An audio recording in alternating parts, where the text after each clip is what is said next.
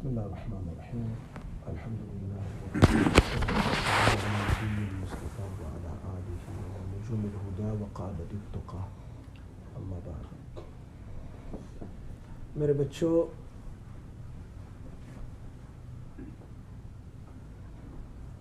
پڑھاتے ہوئے مجھے بھی 30 سال ہو گئے 30 سال ہو گئے۔ اکثر میں اپنے طلباء کو یہ بات کہتا ہوں کہ دیکھو، علم نور ہے، علم نور ہے، اور نور کو حاصل کرنے کے لیے نورانی بننا ضروری ہے۔ گناہوں سے اپنے آپ کو بچانا ضروری ہے، بچانا بہت ضروری ہے۔ حکیم الامت حضرت مولانا اشرف علی صاحب تھانوی رحمۃ اللہ علیہ فرماتے ہیں، میں نے کتابوں کا زیادہ مطالعہ نہیں کیا، میں نے اپنے بزرگوں کا زیادہ مطالعہ کیا ہے،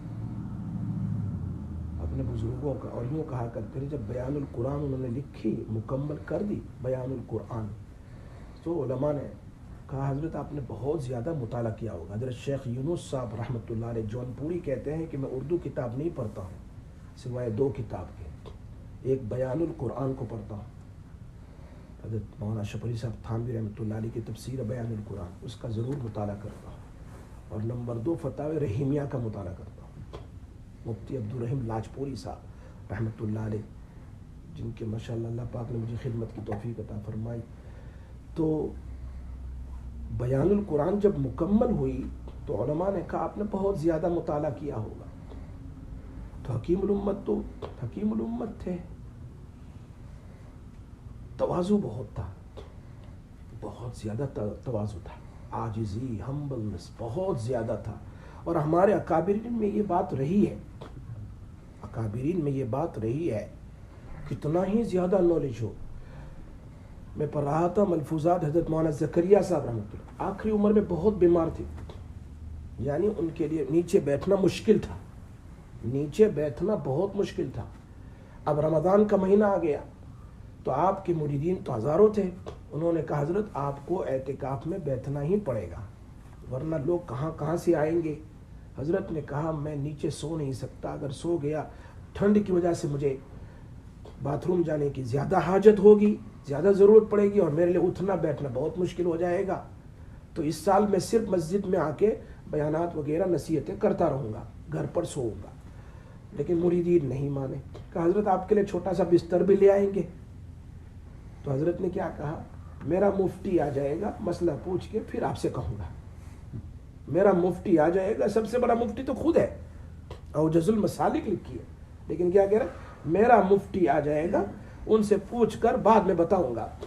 اور چونکہ وہ 19واں روزہ تھا، انتظار کر رہے تھے، ان کے مفتی تھے کون، انہی کے مرید تھے، مفتی محمود صاحب گنگوہی رحمۃ اللہ علیہ، انہی کے مرید تھے۔ اور جب وہ آئے تو 20 روزے کو ظہر کے بعد مفتی صاحب کو بلایا مجمع میں، مفتی صاحب یہ لوگ مجھے کہہ رہے ہیں کہ ہم آپ کے لیے بستر لے آتے ہیں مسجد میں، وہ جو ہندوستان کا پرانا بستر، وہ جو کھٹوڑی جس کو ہم بولتے ہیں، اٹھا لیا جاتا ہے پھر رکھ دیا جاتا ہے، اس پر بستر ڈال دیں گے۔ مفتی صاحب آپ کیا کہتے ہیں، کیا میرے لیے جائز ہے؟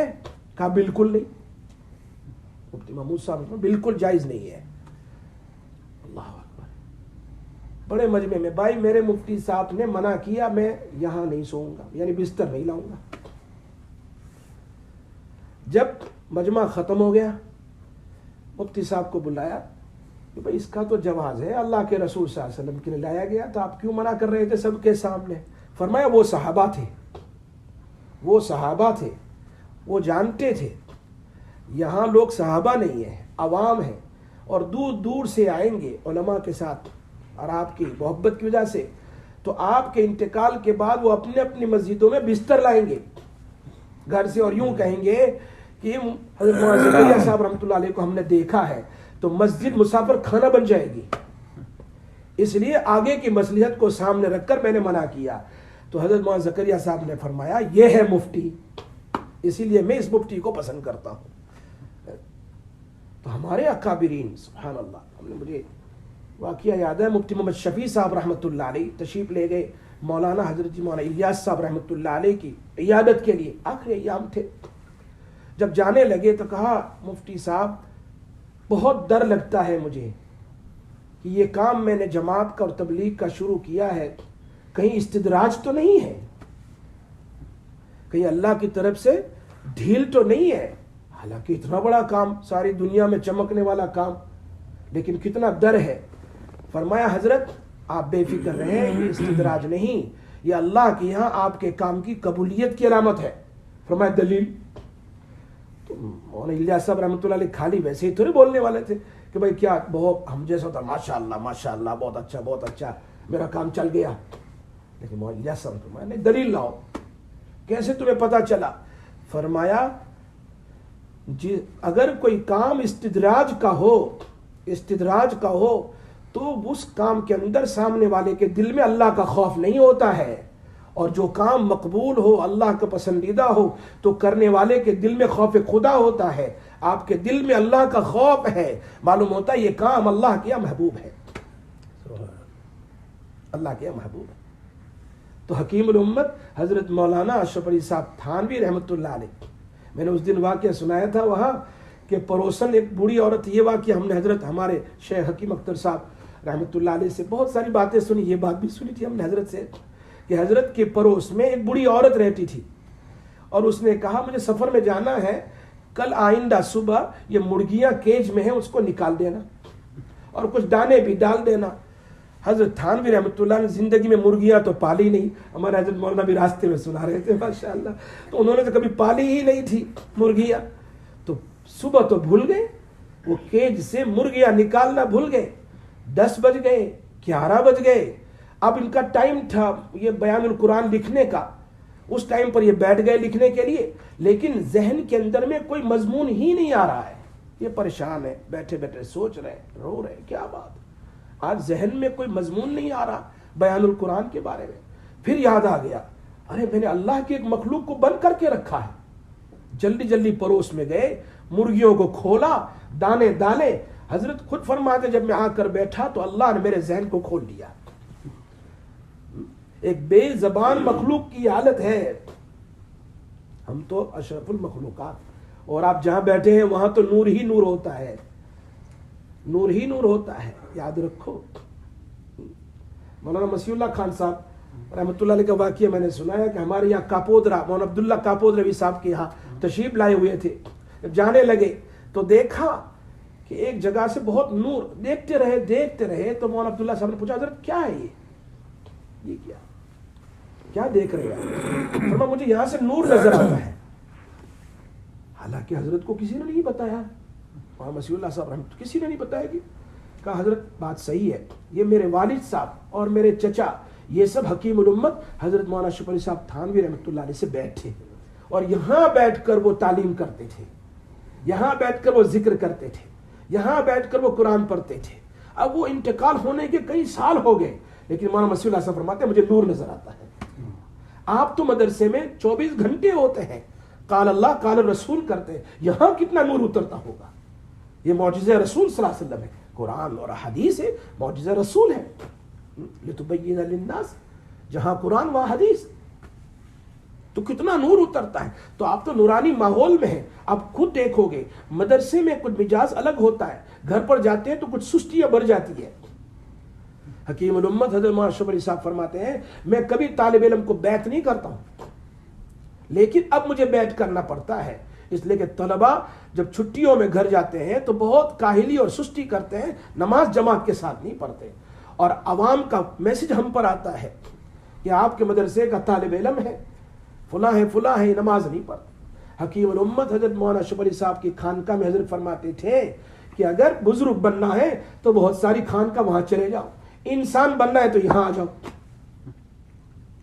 تو حضرت نے آخری بات ختم کر دیتا ہوں، حضرت نے کہا کہ بھائی جب کہا لوگوں نے، علماء نے کہ حضرت بڑی کتابوں کا مطالعہ کر کے آپ نے ایک جامع معنی تفسیر لکھی ہے، بقول علامہ انور شاہ صاحب کشمیری رحمۃ اللہ علیہ کے، اگر اردو میں قرآن اترتا تو لگتا کہ حکیم امت کے ترجمے کے مطابق اترتا۔ علامہ انور شاہ صاحب، حضرت مولانا علی صاحب فرماتے ہیں جب علامہ انور شاہ صاحب نے میری کتاب بیان القرآن کو دیکھ لیا، اب مجھے کسی اور کو تحقیق کرے دینے کی ضرورت نہیں ہے جی۔ تو فرمایا میں نے بہت ساری کتب چھوٹے کاپ سے کاف تا با ہے نا, میں نے بہت ساری کتب کا مطالعہ نہیں کیا, برے کاف سے قاف تا با کتب کا مطالعہ کیا ہے. کتب ابدال ہوتے ہیں نا, میں نے کتب کا مطالعہ نہیں کیا ہے, میں نے کتب کا مطالعہ یعنی حضرت مولانا یعقوب صاحب نانوتوی رحمۃ اللہ علیہ, مولانا قاسم نانوتوی رحمۃ اللہ علیہ, حضرت مولانا رشید احمد گنگوئی رحمۃ اللہ علیہ, اور ام الکتب کہتے ہیں ام الکتب سید الکتب حاجی امداد اللہ صاحب کا میں نے مطالعہ کیا ہے. یہ علوم کی نسبت میری طرف نہ کرو, علوم کی نسبت میرے اکابرین کی طرف کرو. یہ ان کی برکت سے میں نے یہ تفسیر لکھی ہے, اور میرے جیسا ہاں میں نے تو کتنی بڑی کتاب لکھی ہے.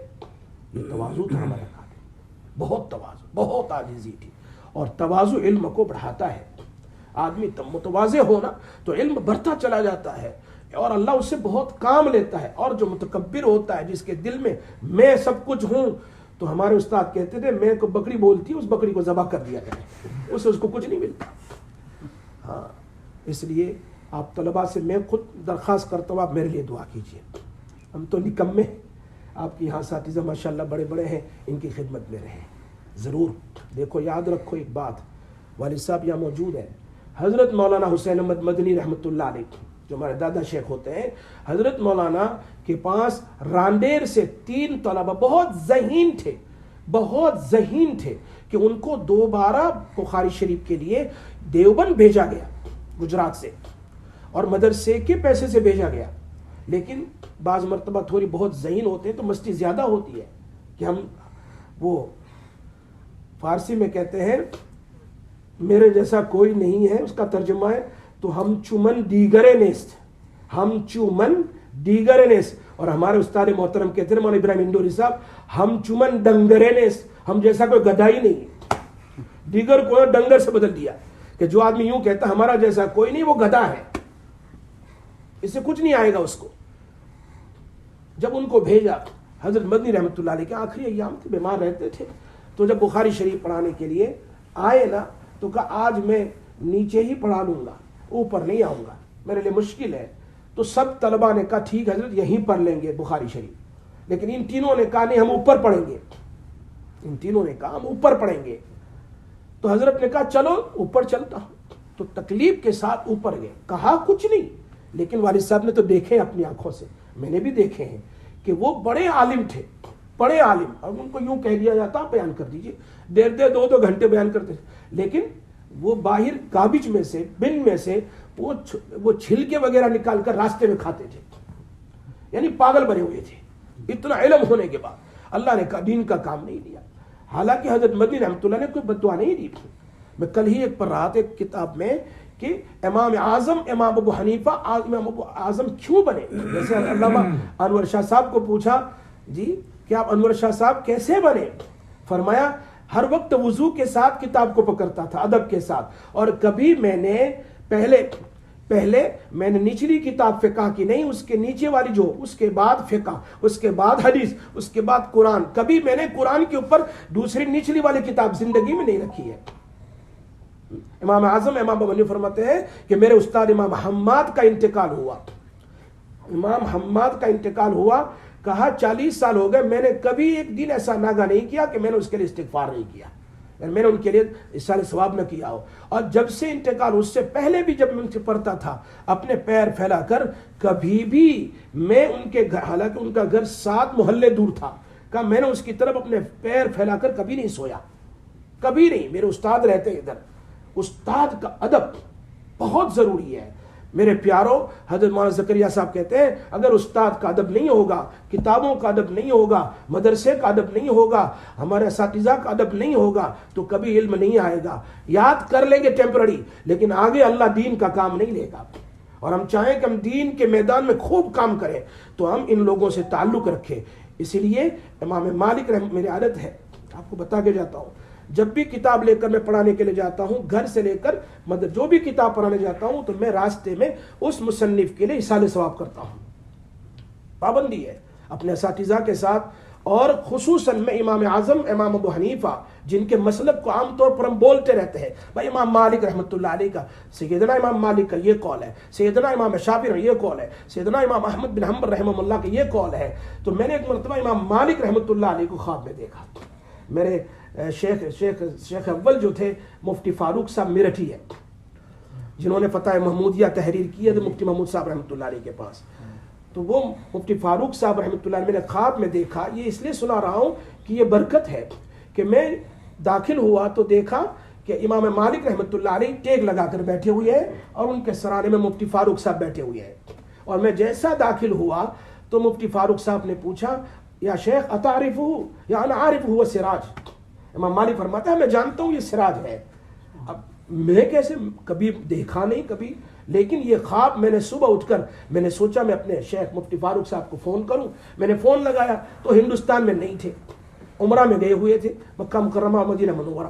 تو میں نے ان کے بیٹے سے کہا مولانا سے مجھے نمبر دے دیجئے وہاں مکہ مکرمہ کا, تو میں ان سے کانٹیکٹ کر لوں. جب میں نے فون لگایا تو وہ جنت البقیع میں کھڑے تھے اور فون اٹھایا.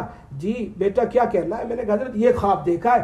فرمایا امام مالک رحمۃ اللہ علیہ کی قبر کے پاس میں کھڑے ہو کر ابھی فی الحال فاتحہ خوانی کر رہا ہوں, اصالہ ثواب کر رہا ہوں, آپ کا سلام بھی پیش کرتا ہوں. وہ خواب صبح اس طرح تعبیر میں پیش آیا. وہ کیا وجہ تھی؟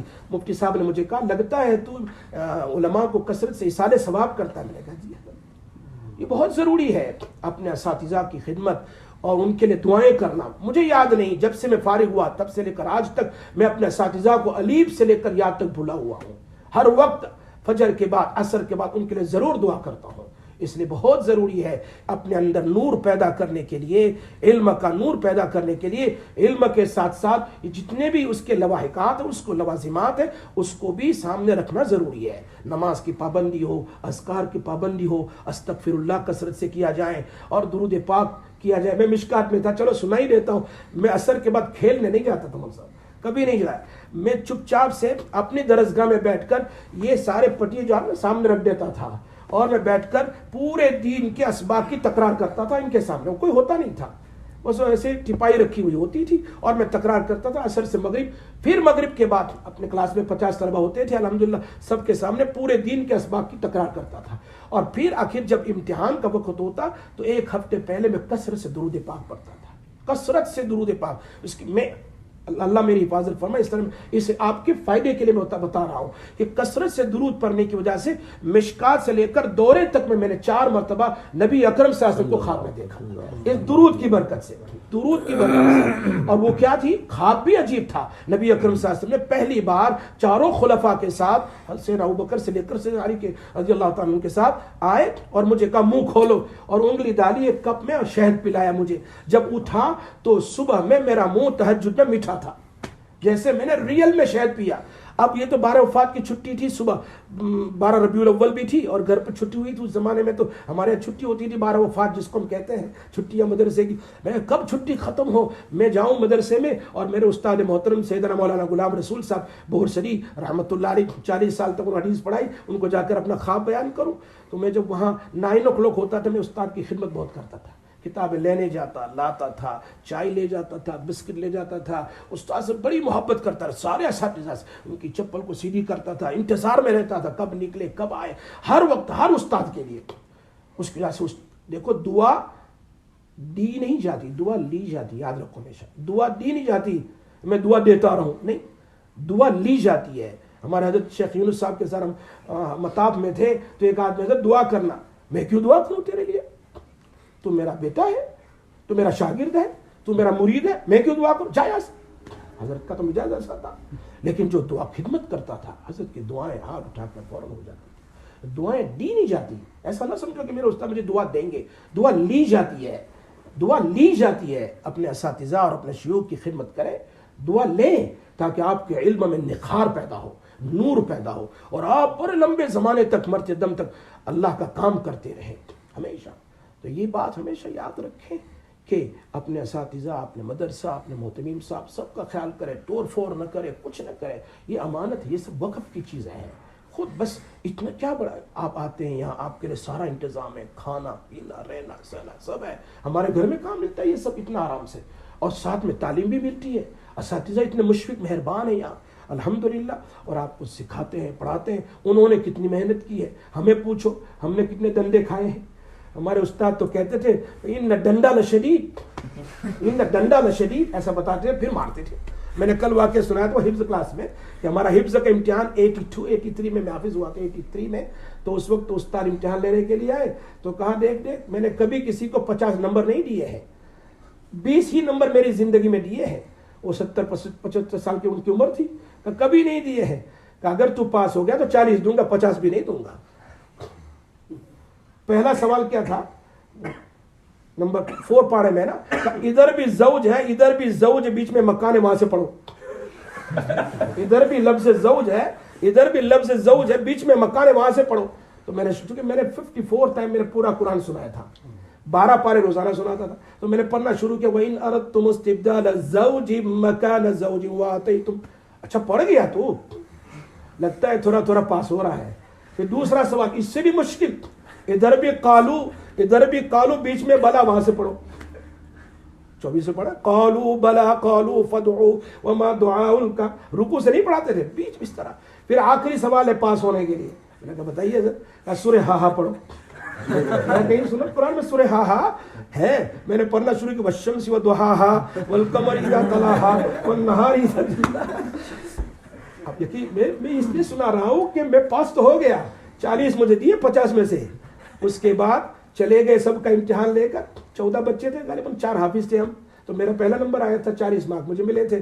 استاد آ گئے, مارک شیٹ دیکھا, ارے سراج تیرا بھی 50 نہیں آیا کلاس میں, ایک کا بھی نہیں. لاؤ لکڑی نکالی ایسی, نے ڈنڈا نشری مارنا شروع. ہم تو پاس ہونے کے بعد بھی مار کھاتے تھے, آپ تو فیل ہونے کے بعد بھی سویٹ کھاتے ہیں, چاکلیٹ کھاتے ہیں. اتنے اچھے مشفق اساتذہ آپ کے لیے. ہمارے مفتی لقمان کو پوچھو کتنی محنت کرنی پڑتی ہے, ہمارے حضرت کو پوچھو کتنی محنت کی انہوں نے. اس زمانے 85 ایئرس کی عمر ہے. اللہ تعالیٰ ہمیں عمل کی توفیق عطا فرمائے. آپ لوگوں کو دیکھ کر دل کو بڑی خوشی ہوئی, مدرسے کو دیکھ کر. اللہ مدرسے کو اور مدرسے میں جتنے بھی اساتذہ ہے اور جتنے آپ لوگ ہیں ماشاءاللہ طلباء ہے, اللہ خوب نور اور علوم نافعہ سے مالا مال فرمائے. اللہ اس مدرسے کو خوب ترقی عطا فرمائے, اتنی ترقی کہ اللہ تعالیٰ اس کو مقبول مبرور فرما کر اس کے علوم کو ساری دنیا میں. ہاتھ اٹھا دو نہیں آپ دعا نہیں دعا ہم آدھا کر لیں گے. بڑے آدمی کی دعا جلدی قبول ہو جاتی ہے نا. آپ سب اردو سمجھ گئے, وہاں انگلش میں کہتے ہیں اردو سمجھتے ہیں, میں نے اس لیے پہلے پوچھ لیا. سبحان اللہ. بچوں کے لیے ضرور دعا کر دیں, اساتذہ کے لیے دعا کر دیں. سنا دو, مفتی صاحب واقعہ سنا دو, کچھ واقعہ ان لوگوں کو.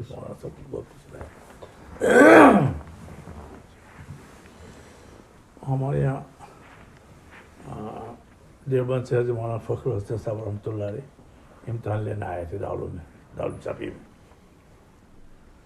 تو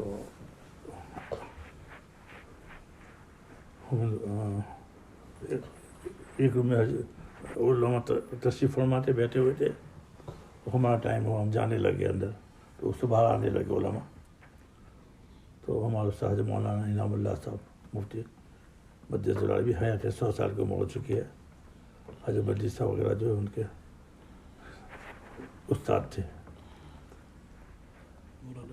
تو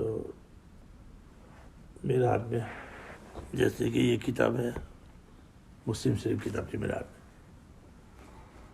تو سوچا جب باہر آنے لگے تو چپل ہنس کے جوتے یوں اس طرف تھے, تو میں نے یوں کر کے لے کے ایسا کرنے گیا سیدھا, تو مجھے زور سے ٹپ ہمارا کمر بے ادب کہیں کے.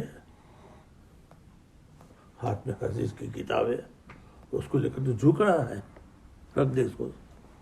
حدیث کی کتاب, اس کا ادب کرو, اس کا ادب کرو. آپ لوگ آتے جاتے جب مدرسے سے باہر نکلتے چپل جوتے وغیرہ پہنتے ہو تو کبھی بھی یہ کتاب ہاتھ میں حدیث کی جھک کر مت پہننا, ادب کرنا. اچھا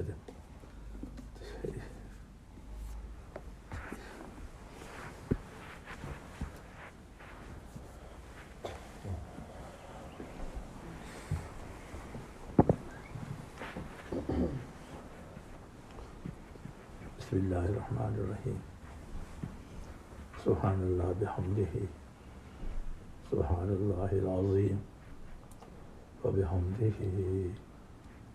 استغفر اللہ, استغفر اللہ, استغفر اللہ, سبحان اللہ بحمدہ سبحان اللہ العظیم وبحمدہ استغفر اللہ الحمد للہ الذی ہدانا للایمان والاسلام الحمد للہ الذی ہدانا للایمان والاسلام الحمد للہ ہدانا لہذا ما كنا لنهتدي لولا ان هدانا یا اللہ یا نور یا اللہ یا نور یا نور یا اللہ یا نور یا حق یا مبین یا حق یا مبین یا حق یا اللہ یا رحمان یا رحیم یا کریم یا حنان یا منان لا الہ الا انت سبحانک سبحانک سبحانک انی کنت من الظالمین